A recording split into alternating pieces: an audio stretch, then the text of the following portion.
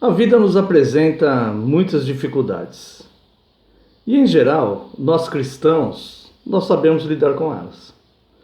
Outras pessoas também sabem, mas, de forma particular, o cristão sabe exatamente o que fazer em meio a uma provação, em meio a momentos de tribulação. A grande pergunta é: meu Deus, o que eu devo fazer nos tempos de paz? E uma das maiores lições que nós temos a respeito disso nas Escrituras vem do rei Asa. E eu quero meditar com você a respeito do comportamento de Asa no período de paz.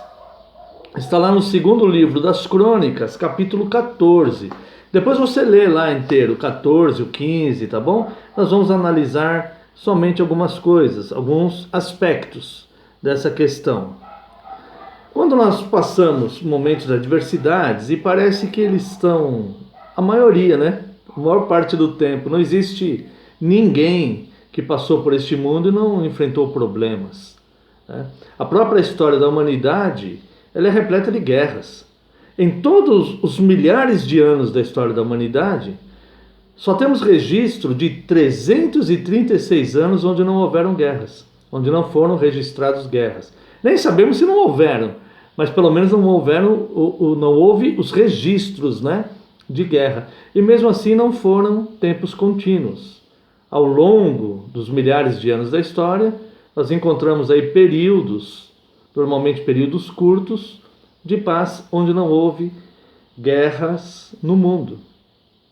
O que fazemos em tempos de calmaria e tempos de paz? Muitas pessoas estavam vivendo tempos de paz, tempos de calmaria, daqueles que pareciam que seria sempre assim. Sabe o que eu me refiro? Aqueles tempos gostosos, tempos tranquilos, tempos de bonança, tempos de paz, onde parece que vai ser sempre assim. E de repente foram surpreendidos com uma pandemia mundial, o coronavírus. Alguns viram toda a sua vida mudar, toda a sua estrutura mudar. E nós queremos analisar, nesse pequeno tempo que temos aqui, como o rei Asa se comportou em tempos de paz. Asa era filho de Abias e ele assumiu o reinado após a morte de Abias, e os primeiros 10 anos do seu reinado foram de absoluta paz. Então nós vamos analisar aqui e tentar aprendermos com o rei Asa como ele se comportou em tempos de paz. Isso é importante porque a vida, ela segue uma lei, que é a lei da semeadura. Essa lei, ela é imutável, ou seja, tudo que o homem plantar, ele vai colher. Por isso, nos tempos de paz, nós precisamos também não nos deixar levar pelo comodismo, mas também sabermos exatamente o que plantar para colhermos quando os dias se tornarem difíceis, tá bom? Então aqui, a primeira coisa que eu aprendo está no verso 2 do capítulo 14. Asa fez o que era bom e reto perante o Senhor seu Deus. A principal coisa, irmãos, é a nossa consciência cristã. Se a tua consciência não te condena, bem-aventurados sois. Se ao deitar no seu travesseiro a sua consciência estiver limpa, que você fez a coisa certa, fique tranquilo, tá bom? Olha só, o rei Asa, ele fez o que era bom e o que era reto perante o Senhor seu Deus. Muitas pessoas procuram fazer o que é bom e o que é reto, mas diante das pessoas, para mostrarem uma bondade, para mostrarem uma espécie de santificação, para mostrarem para a comunidade, para as demais pessoas, que ele é uma pessoa que pratica o bem. Não foi isso que Asa fez. Asa fez o que era bom e reto perante o Senhor seu Deus. Nós devemos fazer o que é bom e reto com interesse de coração, sabendo que estamos fazendo para o Senhor, diante do Senhor, com alegria, como que para glorificá-lo a Deus com a nossa própria vida. Então procure sempre fazer o que é bom, sempre fazer a coisa certa. Nos seus momentos de paz e de calmaria, tenha isso como padrão de conduta, tanto nos tempos de adversidade, mas principalmente nos tempos de calmaria, porque nos tempos de adversidade, normalmente, as pessoas se quebrantam diante de Deus e temem que a situação se agrave e então estão mais propícias a se derramarem diante de Deus. Mas nos tempos de calmaria, nos tempos de paz, parece que nada de mal vai acontecer e essas pessoas, então, algumas pessoas, alguém pode, de repente, baixar a guarda. Mas nos tempos de paz nós devemos também fazer o que é bom e reto, mas não diante das pessoas, diante do nosso Pai Celestial. A segunda coisa que aprendo aqui é que Asa, ele corrigiu a religião. Nesse tempo de paz que ele herdou logo no começo do seu reinado, ele aproveitou esse tempo para corrigir a nação.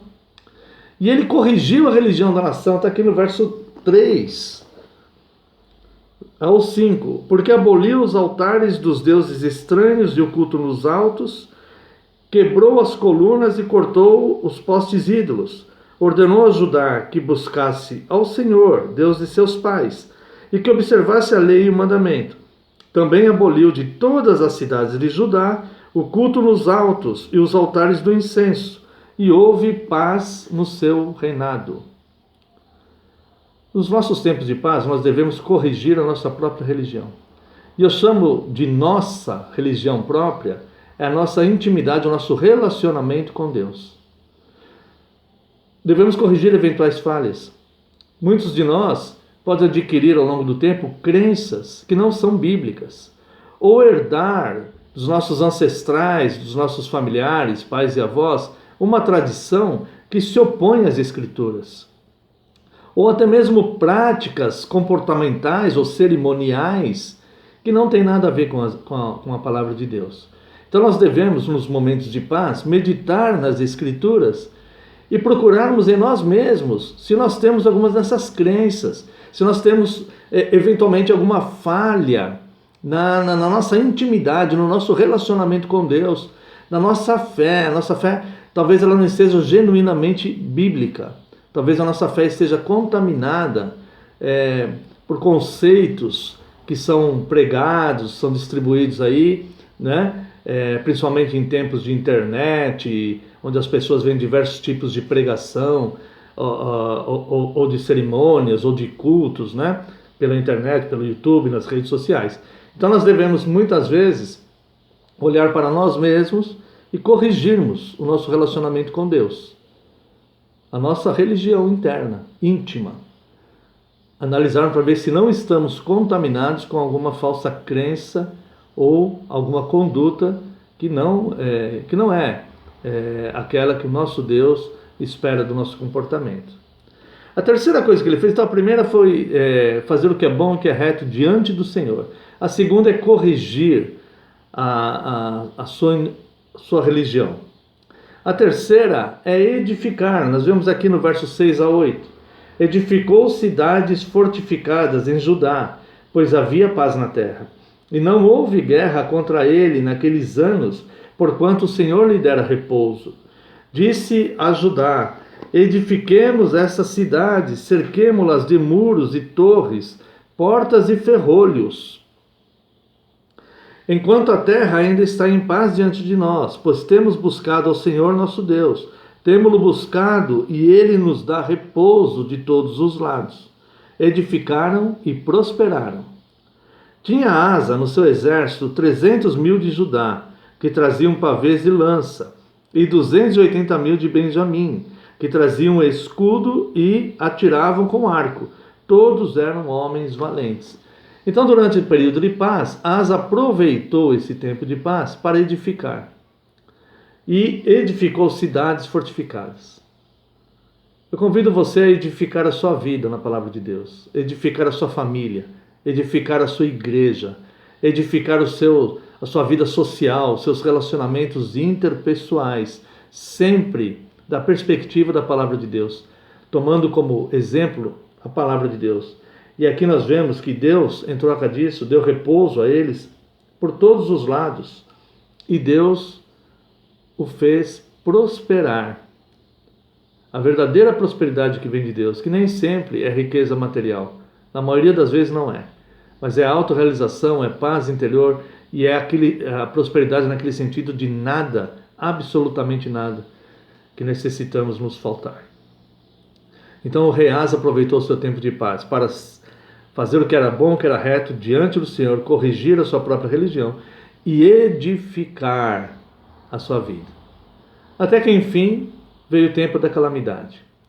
E a calamidade veio da Etiópia. O rei Zerá da Etiópia levantou guerra, levantou-se contra Asa, contra Israel e contra Judá. Só que o rei da Etiópia tinha 1 milhão de homens e 300 carros, enquanto Asa tinha apenas 580 mil. Ou seja, o exército da Etiópia era muito mais forte. Então nós aprendemos aí que Asa, que soube aproveitar muito bem o tempo da sua paz, estava preparado diante de Deus, não estava no conformismo, na comodidade, não foi pego com a sua guarda baixa. Ele estava preparado, porque ele corrigiu a sua religião, fazia o que era bom e o que era reto diante de Deus e edificava para se fortalecer. E quando o rei da Etiópia levantou-se contra ele, ele fez o que a maioria de nós faz em momentos de adversidade, só que ele havia plantado antes. E ele então clama ao Senhor, vem aqui no verso 11. Agora presta atenção como ele clama a Deus. Veja a humildade da sua súplica. Ele se coloca, ele faz uma oração súplice diante de Deus, reconhecendo a grandeza de Deus e a sua pequenez. Ele não leva em consideração que ele era rei, ele leva em consideração que ele era fraco. E ele diz aqui, verso 11: clamou Asa ao Senhor seu Deus e disse: Senhor, além de ti, não há quem possa socorrer numa batalha entre o poderoso e o fraco. Ajuda-nos, pois, Senhor nosso Deus, porque em ti confiamos e no teu nome viemos contra essa multidão. Senhor, tu és o nosso Deus, não prevaleça contra ti o homem.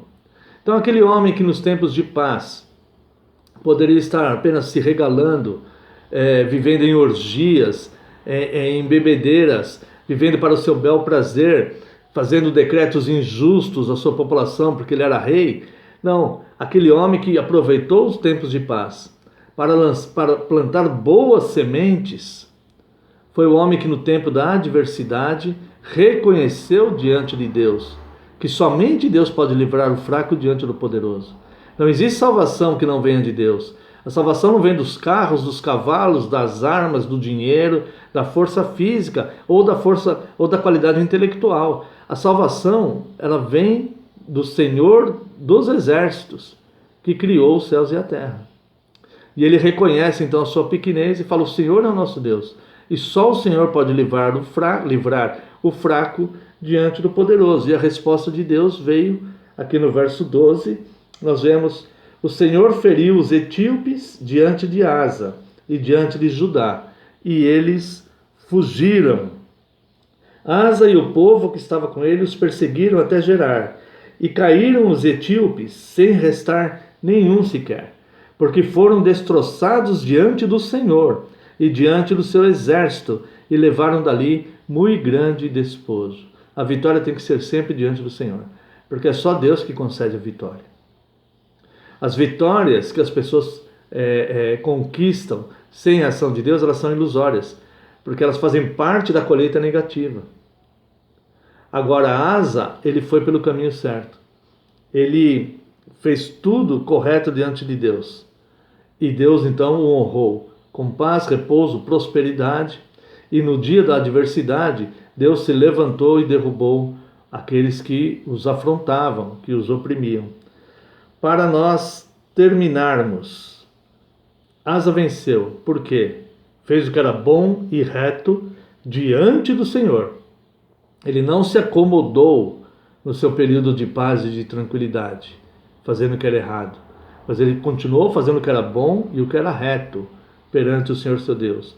Ele corrigiu falhas da religião que havia na nação. E nós devemos corrigir eventuais falhas que existem na nossa fé, na nossa maneira de praticar, de professar a fé cristã. Muitas vezes nós seguimos elementos que são falados para nós, mas que não são bíblicos. Devemos sempre comparar com as Escrituras. Nunca afaste as Escrituras da sua vida. Além disso, ele edificou. Ele edificou para se fortalecer. Se fortaleça espiritualmente, edificando sua vida pessoal, sua família, sua igreja, sua comunidade, seus relacionamentos. Edifique no Senhor. E quando veio a calamidade, Asa clamou a Deus, reconhecendo que só Deus pode livrar o fraco das mãos do poderoso. Só Deus é o nosso Senhor. Só Deus é aquele que retribui com justiça a lei da semeadura, o que o homem planta e o que ele colhe. E finalmente, a resposta de Deus, eles venceram aquele exército que era mais do que o dobro. Era o dobro, né? Praticamente, do seu exército, e ficaram com um grande despojo. Aprendemos que no momento de calamidade como esse que nós estamos, nós devemos clamar ao nosso Deus para nos livrar. E já termos o coração voltado para vivermos com inteireza de coração nos tempos de paz, se assim se aprouver a Deus nos dar novamente um tempo de paz e calmaria, que nós, nesse tempo de paz e calmaria, nós possamos viver com inteireza de coração, fazendo o que é reto, fazendo sempre a coisa certa. Pense nisso. Que Deus abençoe ricamente a sua vida e que você tenha paz por todos os lados. Deus te abençoe.